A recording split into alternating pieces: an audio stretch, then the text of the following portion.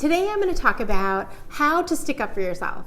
How are you assertive in relationships versus aggressive or passive? Oftentimes this is a little difficult land to negotiate for men because while you know that aggressiveness is not appropriate, it's often tempting to lean all the way to the other side and be more passive or surrender. So today in this video, I'm going to kind of clarify what assertiveness is, and I'm going to give 4 tips about how you can build this assertiveness skill or muscle in relationships so that you can do a better job communicating your needs. Hi, I'm Sarah. I am a professional counselor with over 20 years of experience. I'm also a wife and mom of 4 boys and 2 girls. In my videos, my goal is to strengthen the dignity that men can feel about their masculinity while also developing it in a broader sense that encourages more emotional awareness and openness. Okay, first I want to talk about what is assertiveness. In the simplest definition, it means standing up for your rights and needs while also respecting the right of someone else to have theirs. Okay, so let's think about this on a spectrum. On one side, there is aggressiveness. Aggressiveness is essentially a demand. It's the belief that what you want is what you should get. It can be the form of stubbornness, reluctance to hear somebody else out. It can be angry, it can be controlling. Essentially overrides the rights or needs of someone else. It is a position of dominance, and essentially it insists that what you want should prevail. It comes from a place of being arrogant, controlling, non-open-minded, inflexible, and even selfish. Okay, the other side is being passive. Passive is essentially the surrender of your needs and wants. Somebody else gets to decide for you. Somebody else gets to make the decisions. You decide that your voice doesn't matter and the other person gets to get their way. We give up on what we want, we accommodate somebody else. Essentially, we get stepped on. It can look like being silent, just simply agreeing so that you avoid a conflict. It could be over apologizing and saying, yeah, you're right. But the dilemma is, in the aggressive position, we are in a position to hurt other people because we then, in that situation, believe what we want needs to come before theirs, and their needs are not important. We are up and they are down. We damage relationships and other people's respect for us. They may ultimately fear us, but they don't respect us. On the flip side, it's just the opposite. We believe other people's rights are more important and ours are down here. We ultimately hurt our view of ourselves, we can build up resentments, and we lose other people's respect for us also. In the middle of these 2 extremes is assertiveness. It's the middle ground. It's the place where we recognize that my needs matter and so do yours. It's essentially the sweet spot in relationships. In the assertiveness position, we honor somebody else's needs and wants and wishes while also acknowledging our own and making sure that ours are just as important as somebody else's. We know our rights and we defend them. But we don't do this in a way that is aggressive or stubborn or insistent. We do this from a position of calm power. The realization that we have these rights and we don't have to force them upon someone else. They just are. They just exist for everyone to have, and we are going to be holding true to ours. We don't demand, we don't plow over another person, but we also don't relinquish. We don't get walked on. We don't just surrender. Assertiveness is all about negotiating. It's about compromise. It's about finding a solution to a problem or a disagreement where we both win a little and lose a little. Essentially, we work as a team to figure out a solution to a problem versus as enemies with 2 different objectives. How are we assertive? Well, we have to communicate, and this is the hard part. This means that we have to be conflict managers, not conflict avoiders.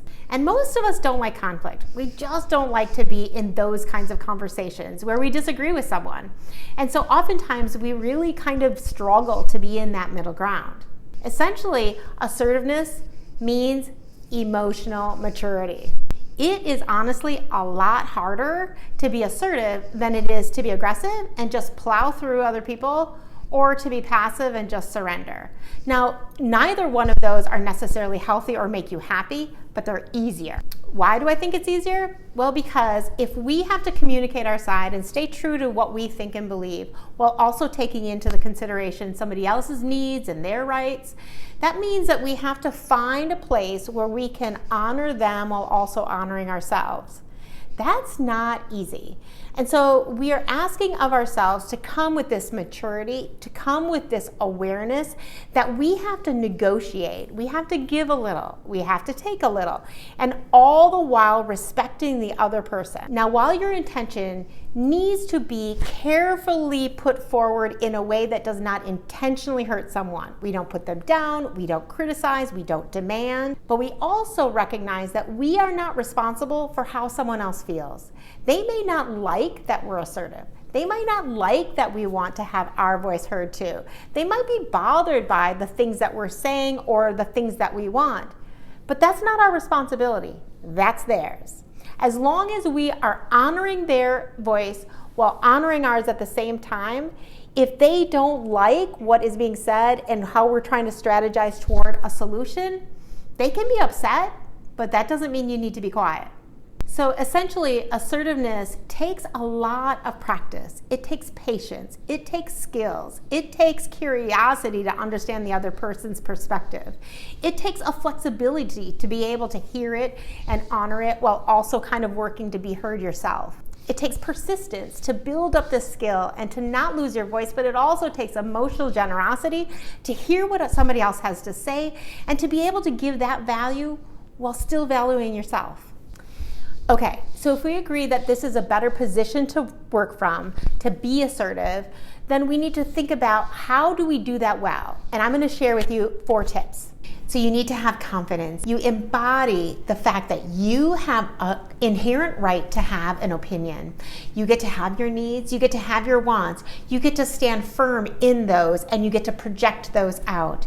That's not shouting, but that's not cowering. It's the acknowledgement that you get to have a voice that is heard in a relationship.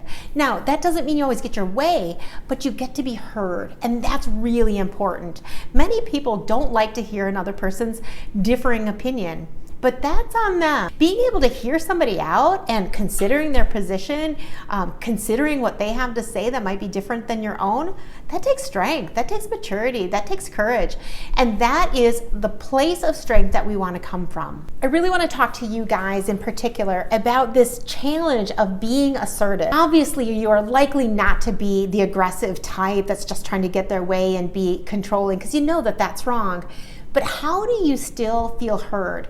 Unfortunately, I see a lot of men that really don't know how to operate in this middle ground, so they often surrender. They often kind of give up and feel a sense of lostness in the relationship, as if what they think and feel doesn't matter, and they feel some resentment about being unheard or having their wishes just diminished. We can be really good people, and sometimes we then abdicate what we want and need in service of the relationship, but honestly that doesn't really serve us well, because in the end we're more sad, we might be more depressed, we're more withdrawn, and we're feeling a little bit down about the relationship. It doesn't end up helping you be emotionally healthy, and it doesn't necessarily keep a relationship good. Number 2 is clarity. Being able to talk about what your needs, what your feelings are. What are your expectations? What are your preferences? You have to know yourself well to be able to articulate those things. Control. That's number 3. You really need to be able to control yourself when you are sharing what you think and feel while somebody else is disagreeing with you.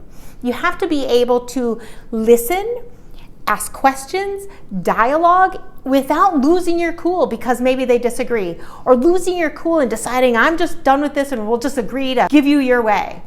That surrendering is not in a healthy way either. And number 4 is about compromise. You need to be able to state what you think and feel, but you also have to have this ability to flex. And that can be really hard.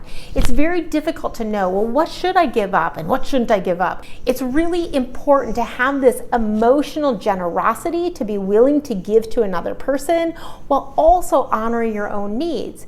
It's being able to be flexible and to both stand firm and to give depending on what would be appropriate in that situation. Here's a quick summary of the 4 tips for healthy assertiveness: confidence, clarity, control, and compromise.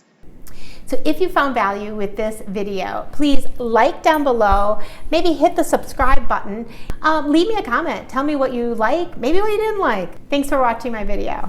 Bye.